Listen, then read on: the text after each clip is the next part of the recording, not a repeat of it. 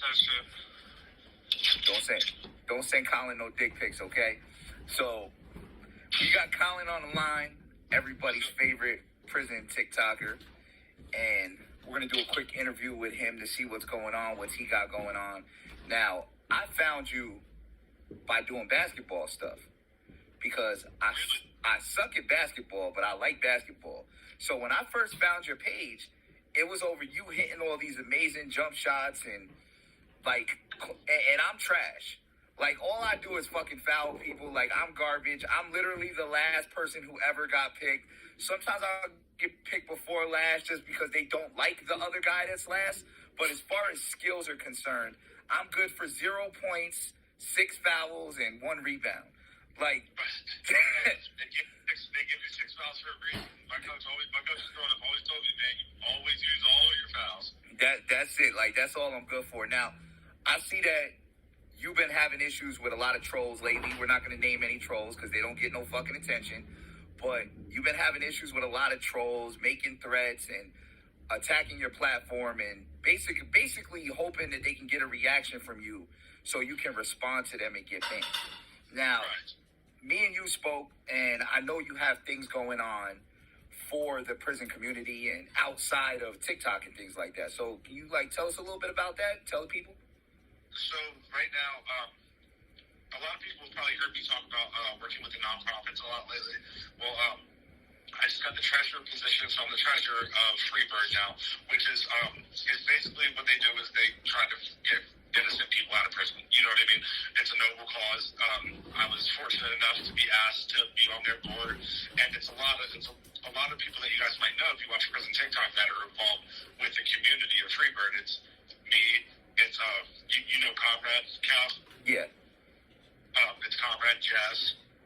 They just talked to Ray about trying to get Ray a position. Daniel. It's Confessions of a Convict. Yep. Him as well. So it's a lot of people that have platforms for all different areas, you know what I mean, all around the country and stuff like that, and we're able to work together using our platforms to bring awareness and raise money for these cases and stuff. So that's really what we're working on right now. We're running a Twitch tournament, a charity tournament at the end of this month. I've been trying to find a decent game to play that's cross-platform, so we'll probably end up going with Rocket League or something. And they have this thing, it's called Giving Tuesday. It's basically the biggest day out of the year for donations. So we're going to use that day as the big streaming day to raise money for the nonprofit. And that's good because we need a lot of people who have these platforms that are larger that can use these platforms to help people coming home, etc. I spoke to a lot of people who've been to prison, and me myself, I came home from prison and I didn't know what the fuck to do at first. The adjustment was hard. Now I know you coming home from prison, I mean, you did a little less time than me, but that doesn't take anything away from time as time. So when you came home, how was your adjustment into society coming home? It was weird because when I went to prison in 2011 and I came home in 2019, so it was a little bit over 7 years, right? 7 years and 4 months. So when I came home, a lot had changed, but the things that changed weren't things that I couldn't figure out real fast. Okay, technology, yeah. But at the end of the day, the main way that technology changed was with apps and stuff like that. Not with the actual way that phones and stuff are. I know people that went to jail with their flip phones came home with their smartphones. They were still iPhones when I went to jail.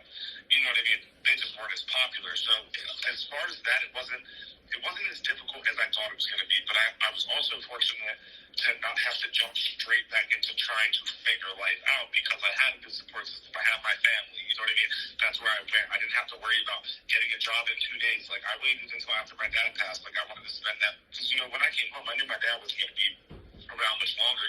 So I used that first month to just kind of reintegrate myself into, you know what I mean, being free and being around my family and stuff. And then as soon as my dad passed 6 weeks after I came home, I was working 2 days later. It was just one of those things where it was I wanted to... I have Spectrum. Okay, well, I'm not sure what that is, but I know Xfinity and Comcast were having a lot of outages in the last week. Yeah, we were out 2 days ago for no reason. But yeah, so when you went to prison, what was the adjustment for you in prison? Going to prison?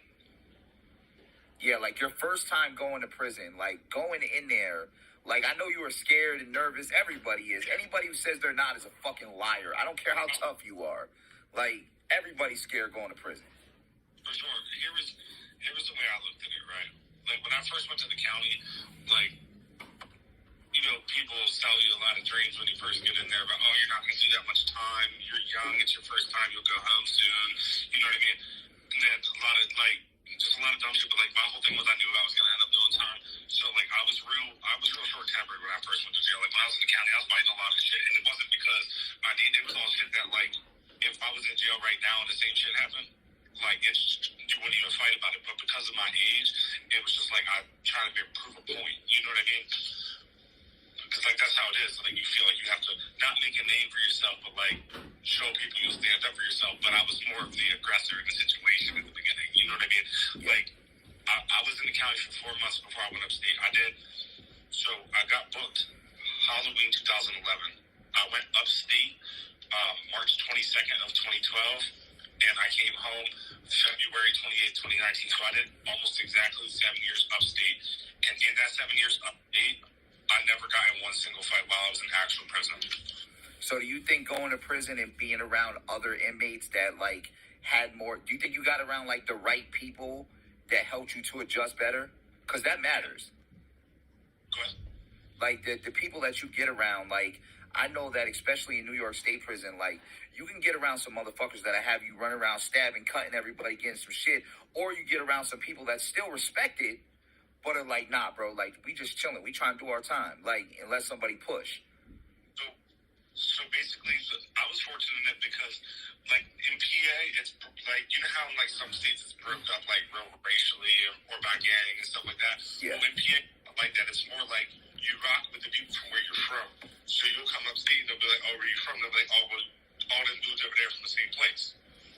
So I was fortunate enough to meet a bunch of people that I had either known from the county or knew their family or knew them that were from my town that had already been upstate for a while, were already, you know, pretty established. So it was easier for me to just, you know, realize, okay, like, y'all not getting in trouble and y'all not causing no issues and y'all working to get out. You know what I mean? That's the biggest thing is, like, I was trying to go home. At the end of the day, that should always be the goal. Like, everybody wants to make it out to be like, so you got to be tough. You don't got to do nothing. You got to go home. That's what you got to do. You got to go home. Yeah, that's a fact. See, in New York, that shit, like, in New York, it's more violent. So there's a lot of, like, everybody is always trying somebody 24/7. It's like there's never peace. And I would so much rather be, like, when I went to the feds, everybody's like, oh, the feds is bad, boom, boom. But I went to the feds, and it was like, this shit's sweet. Like, this is nice. Like, this is okay. And that's the thing, like, that I try to explain to people, like, there's always something going down. No matter what jail you're in, there's always something going down. It's just about staying out of the bullshit. Like, me, I'm the same type of person I am now as how I was then. I'm real happy-go-lucky. I'm always optimistic. I'm trying to make somebody laugh. You know what I mean? People like friendly people. I don't care if you're in prison or not. Like, you can be nice to people. You know what I mean? And that people realize, like, okay, like, I had so many people while I was locked up literally look me dead in my face and be like, bro, why are you even here, though? Like, you're not supposed to be in jail, bro. Like, you too good for this shit. I'm like, no, I'm not, though. You know what I mean? Like, I did my shit. Like, I feel like, no, it's not even the point. Like, you was just in a bad situation. You just did some dumb shit. Like, this ain't the life for you. Like, just go back to doing good shit. And that's kind of where I took it. You know what I mean? Yeah, that's a fact. And you know what? Ever since me, you always supported my platform since like day one, and I never understood why you get the hate that you get. And it's like all your videos are funny or they're helpful or there's stuff to help people in prison. Basically, just telling your story and what you went through, etc. And I never understood the hate that you could get. Now, there's people on the app that deserve the hate they get. Sometimes I do. I mean, I say shit sometimes and I'll be like, yup, I'm going to get some hate for this, but I don't give a fuck. They can suck a dick. So I know that, like, when I get haters, there's a reason because I'm a fucking troll. But you don't do none of that shit. And you still, I read the comments and it's like, smoking on your dad pack. I hope you die. I hope you go back to jail. Just another dumb criminal. And it's like, you don't warrant any of this hate. Do you think it's like a jealousy thing that you have a platform, or I mean, what do you think it is? Because I can't figure it out. Honestly, I think what it is that I respond to it. I respond to it with videos. I respond to more hate with videos than a lot of other creators do. So I think a lot of it isn't really how they feel. They're just trying to get a video made. You know what I mean? A lot of it. Sometimes, like, the shit that, like, really will bother me, like you can say whatever you want about my dad, right? Like, that's fine. Like, but it's not shit that folks can talk about. It's mine. People don't understand. Like, I'll joke about it, and then I'll make a serious video about it. Like, it don't matter. At the end of the day, that's still something I go through. You know what I mean?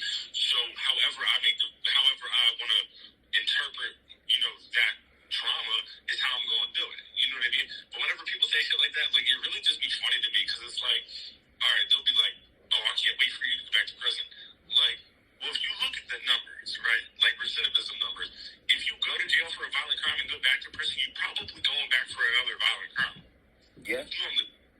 So if I were to commit a crime, it probably would be something with violence in it because that's what the history is. Yeah. Why would you put that bad karma into the world? Like, you don't, like, for instance, somebody can be like, I can't wait for you to get back to jail. Say 5 years from now I rob somebody. That could be your family. You don't even know it. Don't put that karma in the universe. You know what I mean? And not that I would do that because I'm way past that. But the whole point is, like, I wouldn't wish prison on my worst enemies. Like, I don't understand it sometimes. And it's like, people can say whatever they want because at the end of the day, like, I am doing good. You know what I mean? And I'm happy and I'm blessed. But it's like, damn, sometimes I just don't get it because it's like, I really feel like I be trying to put out a positive message for the most part, besides when I'm responding to a troll. That's the only time I'm ever being an asshole. Yeah. And I feel like a lot of it, they're just mad at your platform, and a lot of times people feel like, oh, well, you're a felon. You shouldn't ever be able to do anything. But in the reality, you paid your debt to society. And people who haven't been to prison don't understand, like, what prison does to people. Now, you was talking a while ago about mental health and how a lot of men are too cool to talk about mental health and the issues they had. And I've seen you've been talking about it. And I've also seen, like, trolls come on your page and, kill yourself, or these stupid ass fucking comments. But a lot of people don't understand the mental anguish that prison causes on a man and what we go through from dealing with that time. It's trauma, it's PTSD, it's shit that we've seen I've seen people get murdered in front of me that I should have never seen. That's not normal for somebody to see somebody get cut or stabbed or die in front of you. That's not a normal fucking thing. And these are things that we deal with mental health issues. And a lot of us don't have anybody to talk to because we have this hyper masculine approach to life where we feel like, okay, talking about your feelings is being a bitch, and a man's not going to cry, or a man's not going to do this. And this is why the male suicide rate is 4 or 5 times higher than the female suicide rate, because we're scared to talk about this. And I see you've been trying to bring that to your platform to help other people, because other men need to see that actual masculine men, like, even when you painted your nails, like, I mean, I wouldn't paint my nails, but you painted your nails and you did that to show that people that are being bullied, to basically stand up for this bully, to show that, listen, I'm a masculine man and I can actually do this. And I've seen people comment, oh, you're gay and you're this and you're... No, it's got nothing to do with that. It's got to do with the fact to show that you can be masculine and still do something that you like to do. And your platform is great for that. So I want you to talk a little bit about mental health, because these are things that men need to hear. So I've had depression for, I don't know, most of my life, since like a teenager. But like, as you don't really realize that's what it is at first. You know what I mean? But like, I'll have my days where like lately it's been good. You know what I mean? I haven't had a real bad day in a while. But like a lot of the things that people don't realize with like depression is, think about how many people have ADHD. You know a lot of people with ADHD, right? Yeah, I got it. My son got it too. Did you know that if your ADHD goes untreated, that it will cause your depression to be worse? Or if you're taking ADHD medication, it will make your depression worse if you are not also taking depression medication? Yeah. There was a time where I was taking my Adderall, but I wasn't taking an antidepressant, and guess what? At the end of the day, I was like, damn, like, I was just felt empty, like, just, like, gone, like, damn, bro, like, what the fuck is, like, just completely completely lost, like not understanding. You know what I mean? But like that's why you just gotta always pay attention to that shit because like not everybody reacts to things the same. For instance, somebody could come on my platform and tell me to kill myself up and say, yeah, I'm gonna make a video out of this. But you could say that to somebody else that might be actually contemplating that then you know what I mean, that pushes them over the edge, and then how would that person feel? You know what I mean? That's why I say it's always better to get your shit out. Like at the end of the day, even if it's just writing in your notes on your phone, just get it out. You know what I mean? If it's talking to yourself, whatever. When I was in jail, I used to write letters, right? I'd write letters, and I wouldn't put because whenever you can send them out in Pennsylvania, you didn't have to put like your whole information on the shit. You had to put your name and number, but like if I put like someone's name on it with like, I could put mom on the envelope and then my mom's address. I don't have to put her name. You know what I mean? Yeah. So I would send them to myself and shit at my mom's house and just tell her to rip them up and I open them. And it would just be letters I was writing to myself. You know what I mean? And I didn't want to I could have just left them in the jail, but just a way of like letting it know that it was gone. Like I ain't got to worry about the CO reading it or one of my weird cellies looking through it while I'm not in the set. You know what I mean? Yeah. It's just a way to shit out because like you do see a lot. Like at the end of the day, think about it. If me and you were chilling, we were at the bar and we saw somebody get stabbed, we were like, damn, he aired him out over there. But if somebody else knows, they'd be freaking out losing their shit because they ain't seen it before. Yeah. And you know what? It's so numb to that shit that it becomes just another thing that happens in life.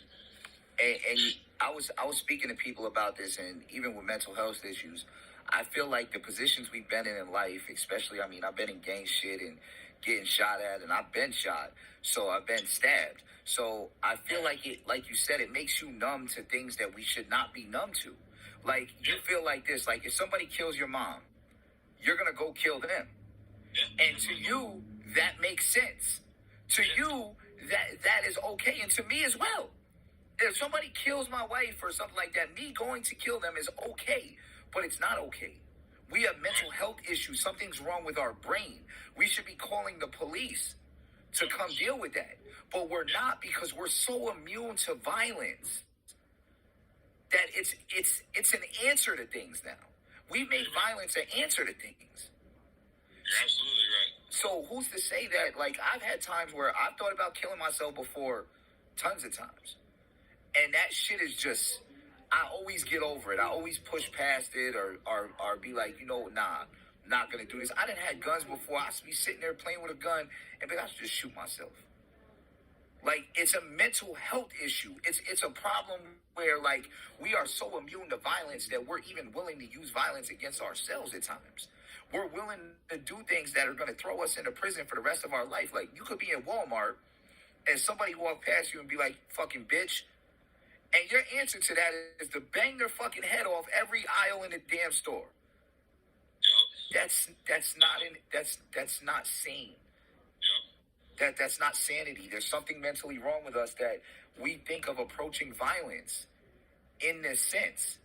And it trickles down. And this is why a lot of, like, our parents, like, a lot of, like, people, especially from my generation, even from your generation, that beat their kids. Because their answer to everything is violence. They don't know how to sit down and speak to their child and be like, hey, listen, you can't do this.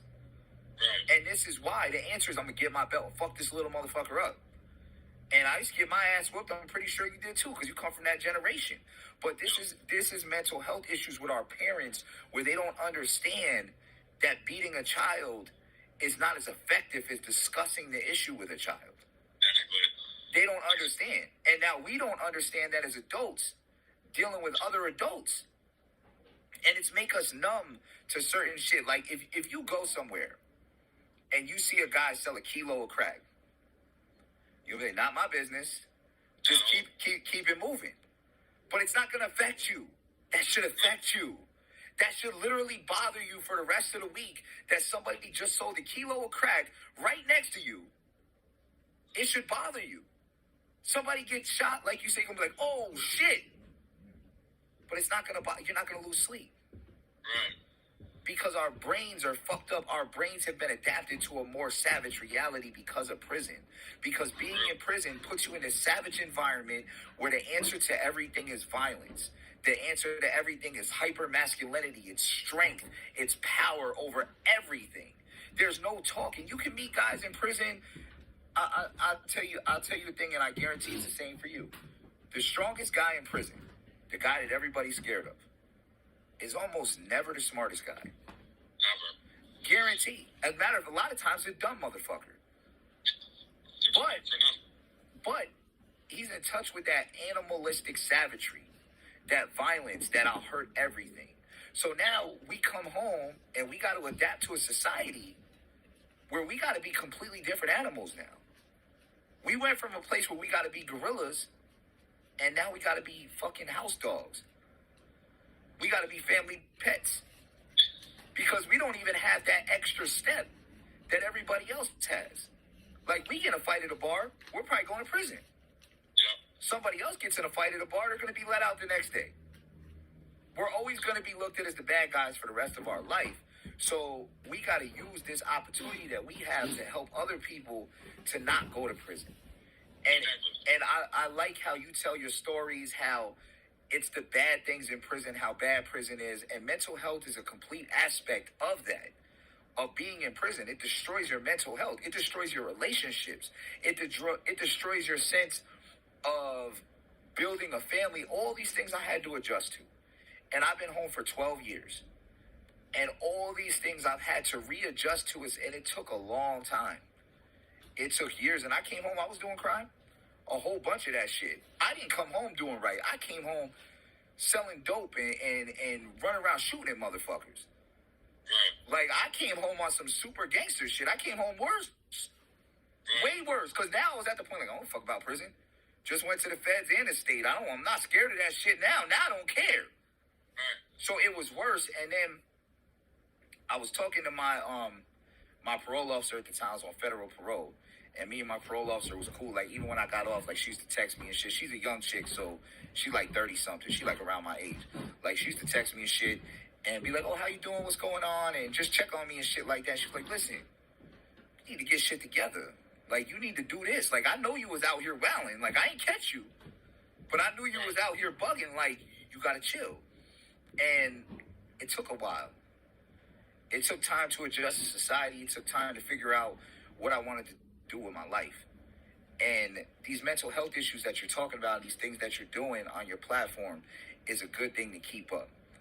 And these things that you're doing with prison, telling people about prison, telling people how bad prison is. Like, I like to tell people without lying.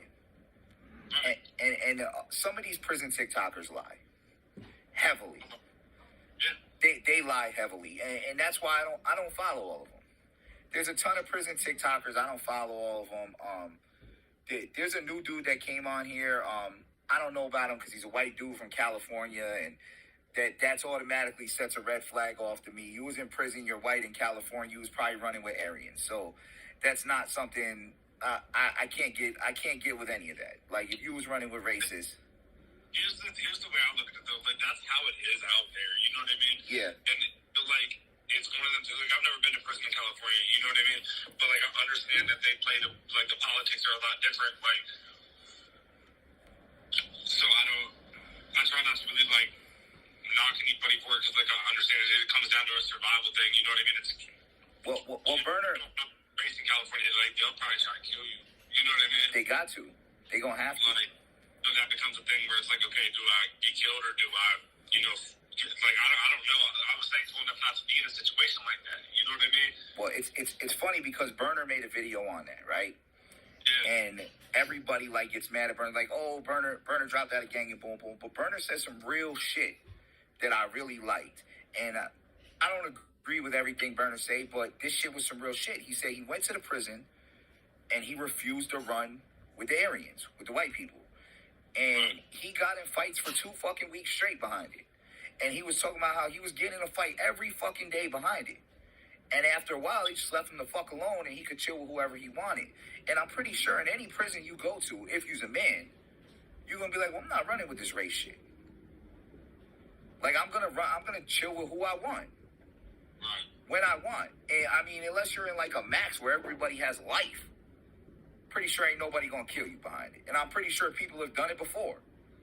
I'm pretty sure there's a guy here and there. I mean, there's black Serenos, white Serenos. I'm pretty sure they're not running with Aryans. They're running with their own fucking gang. Especially the thing. It's like there's gangs out here, but it's not prevalent. You know what I mean? So like that was the thing. Like I was one of the dudes that I could go and talk to anybody. You know what I mean? I was sitting at the Latin King table. At one point, Marcelli was one of the gang leaders in the jail. One of the top Bloods was one of my homies. One of the top Crips is still one of my homies. You know what I mean? So it's like it becomes a thing where it's like out here, like it's just I don't know if it's I don't know why it's so different in different places. Like I don't like because we never tolerated that shit. You go back to the 1800s, we ain't tolerate that shit up north. The North has always been a safe place for people of color. Right. Since the beginning, since after the Pilgrims. Like, this has always been a safe place where people of color could come. And so our prison system is a reflection of that. But there's two reasons why it never happened. One, we never allowed Aryan Nation to become prevalent. Yeah, there's no Aryan Nation in Pennsylvania prisons. Yeah, and two, we got Muslims. True. Yeah. And it's they're not like they're out west and down nope. south. There's Muslims, but it's more BGF. Oh, see, yeah, we don't have that in PA either like that. Well, BGF is scum. Yeah, we don't have that. Basically, you had the Black Panther Party in California. BGF was the anti-Black Panther Party. They were basically people that were on pro-black shit, but for drug dealers and criminals and robbers and shit like that. So it was basically, we're pro-black, but we're criminals. Right. So they actually went to, as actually a BGF member that killed Huey Newton. So it was like war, like inside and outside, because they were feeling disenfranchised because they felt like the Black Panther Party was taking care of them. So that situation was what tipped the boat, so that most of the black inmates who were coming into prison, instead of being in their associated gangs, they were coming into this BGF shit in prison. So that left the whites and the Mexicans with nowhere to go. So then you had the Mexicans with the Sureños and the Norteños, and you had the whites, they had nowhere to go. They had to form their own shit. So because there was so much racism going on in the other gangs, they end up putting racism in their gangs, and now it's stuck because it's been there for fucking 40 years. Okay. So now when a white guy goes to prison, he gets into that. But see, there's a difference. There's a guy, okay, you're white and you go to prison and you're forced to hang out with this group. And then there's you white and you went to prison and you join this group. Right. Because there's white boys in prison that they have to be around those people, but they don't join a gang. Right. Like there's some motherfuckers that go and they join a gang, like Wes Watson, and then come home and be like, oh, I don't know, motherfucker, you're a Nazi lowrider, suck a dick. Like, I don't like that motherfucker. I don't care. He can eat a box of dicks. So, yeah, he's a fucking Nazi lowrider, fucking steroid fucking junkie. Yeah, he's a dick. But yeah, so I see your platform is doing good things. And people need to hear about these things and the things that you're doing outside of this, because a lot of people, especially with prison TikTokers, the only thing they see is you're a felon. They don't see that you're doing charity work. They don't see the good things that you're doing in the community. And these are important for people to know that you got these type of things going on. So, I'm just trying to show people you can be better. You know what I mean? You can change. You can make a difference. Like, you don't have to always not be shit just because you didn't used to be shit. You know? That is that is a perfect motherfucking answer. But I'm gonna let you go. It's good having you. I don't want to hold you up too long, Colin. Y'all make sure y'all follow Colin Ray on TikTok. Y'all probably already follow him. If not, he's fucking famous, so you already know. Appreciate you, bro. And next time you want me to come on, just let me know. Definitely. It was good talking to you, brother. Good luck with all that.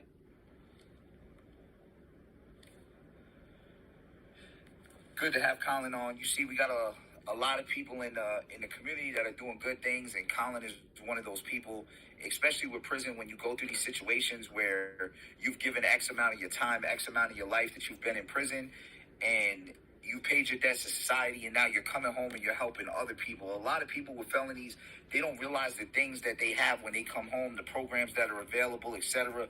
You can get college, you can get health care, you can get housing. All these things are available to you if you know where to get them at, if you know where to find them at.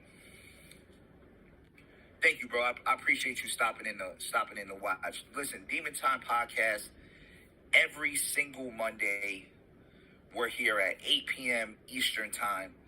Make sure y'all tune in. 80 will be back next week. He got a show in Brooklyn.